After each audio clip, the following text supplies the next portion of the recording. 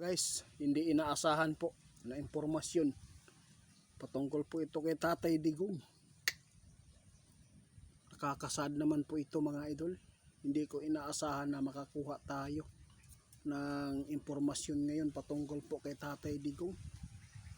Kaya sa lahat po ng mga supporters ng mga Duterte, maging matatag po kayo. Ito po, pakinggan po natin ang impormasyon ngayon ng ating kaibigan na nakuha. Kaibigan, kung sa may nahitabo kaibigan, nganong ingala man ang imong nagitan? Oo, bakit po ganyan po ang nakita ninyo? Ano po bang talaga po ba itong nakita niyo kaibigan? Talagang ito na po ba talaga ang kanyang kalagayan? Naku mga idol, maging matatag na lang tayo mga idol ha. Na-update ni kaibigan si Tatay Digong ngayon. Pasintabi po sa mga supporters ng mga Duterte. May nakita si kaibigan na hindi maganda po sa pangangatawan po ngayon ng ating ex-president na si Tatay Digong. Nag-alala po si kaibigan, baka biglaang na lang magulat kayo sa balita mga idol ha. Alam po natin ang edad na ganyan, no, ay talagang hindi na talaga gaano kahaba ang buhay natin yan. Sana po, no, ay hindi ito mangyayari. Ito nakita ng ating kaibigan kasi napakaraming nangarap na makakabalik pa ito sa Pilipinas. Oh, pahina ng pahina ang immune system ni Tatay Digong at talagang kailangan natin na maging matatag. Sana po makalabas pa siya doon. Pakakapiling pa niya ang kanyang mga anak dito.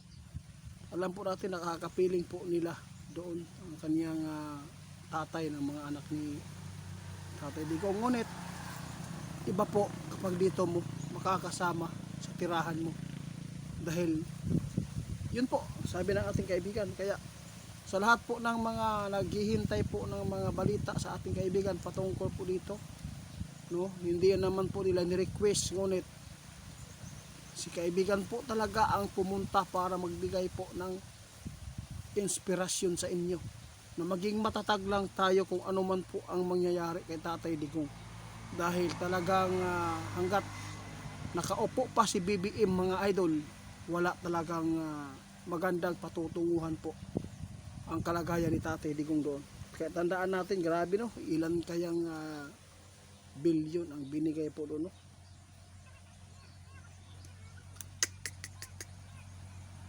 Tama ka kaibigan. Kaya tandaan natin mga idol, sa lahat po na makapanood sa amin, kung mahal mo man ang mga Duterte, maging matatag ka. Dahil sinabi ng ating kaibigan, ang tao may hangganan, lalo na pag nasa edad ka, lalo na pag matanda na mga idol. May nakita si kaibigan, pahina daw ng pahina ang kalagayan ni Tatay Digong. Masakit man isipin ito, pero wala tayong magagawa. Ganito talaga ang buhay ng tao. Kaya kayanin po natin ang lahat. At least may mga anak pa siya dito na handang umupo para, basta mga idol, parang naluluding ako dito Parang hindi maganda yung narinig natin patungkol po kay tatay. Kaya inaasahan po natin na makakabalik po, pero ngunit may pagbabago po ang panahon, may mga pag-iba sa mga nakikita ng ating kaibigan na ito ay pinapatatag tayo kung ano po mangyayari kay Tatay Digong dahil po sa kanyang edad. Kaya tandaan na lang po ninyo itong mga babala ng ating kaibigan. Tulungan na lang natin na panalangin mga idol. Pero kaibigan, ito po talaga ang nakikita po ninyo kalagayan ni Tatay Digong. Talagang mahihinaan na talaga ang kanyang pangangatawan ngayon. Ano po ba ang nakita po ninyo? Wala na po bang talagang pag-asa na makakabalik? Grabe no, demonyo talaga. Guys, hanggat nandun pa si BBM sa pwesto ngayon, mahihirapan talaga sila sa Duterte na makabalik si tatay. Ang delikado dito yung buhay niya, baka maabutan dahil sa nakita ng ating kaibigan, talagang tinanggap na ni Tatay Digong kung mamatay siya doon. Tinanggap niya kung anong mangyayari sa kanya doon. Kaya nakakabahala po ito mga idol, dahil si kaibigan talaga mismo ang nagpaabot sa atin at nakakita sa kalagayan po Tatay Digong na pahina ng pahina ang pangangatawan nito. Tama ka, kung dito lang yan, kung hindi lang dinala po doon, malakas pa yun ba? Kaya pang magmotor yun be. No? Kaya pang magmotor niya kasi iba po dito. Dahil nakakapag-exercise ka ng maayos. Doon ka, malamig. Tapos hindi mo naman po kabisado ang basta hindi mo masyadong yung panahon, no? Malamig. Talagang iba po dito sa atin kasi pantay po ang lamig at ang init.